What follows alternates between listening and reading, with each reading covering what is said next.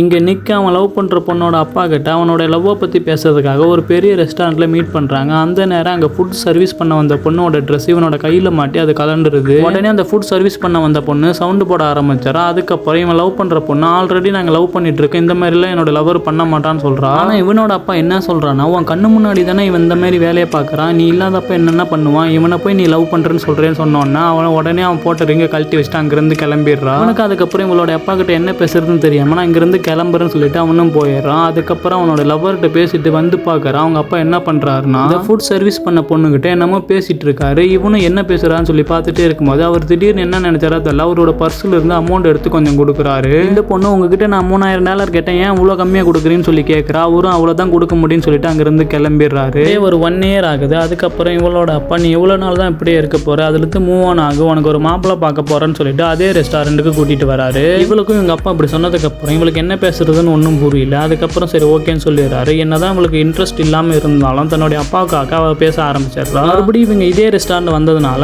அதே பொண்ணு food service பண்ணுறதுக்காக வர. அவள் எடுத்துகிட்டு வந்து எல்லா ஃபுட்டுமே வச்சுட்டு அங்கேருந்து போகும்போது எப்பயும் போல மறுபடியும் உன்னோட கையில் மாட்டி ட்ரெஸ் ரிமூவ் ஆயிடுது. உடனே இந்த ஃபுட் சர்வீஸ் பண்ண வந்த பொண்ணும் கத்த ஆரம்பிச்சிடா. ஆனால் இவளோட அப்பா இது எல்லாமே ஒரு நாடகம், இங்கே பாரு உன்னோட கையில் தான் அவளோட ட்ரெஸ் எல்லாம் ஒட்டிட்டு இருக்கு, இது எல்லாமே ஒரு பிளான்னு சொல்கிறாரு.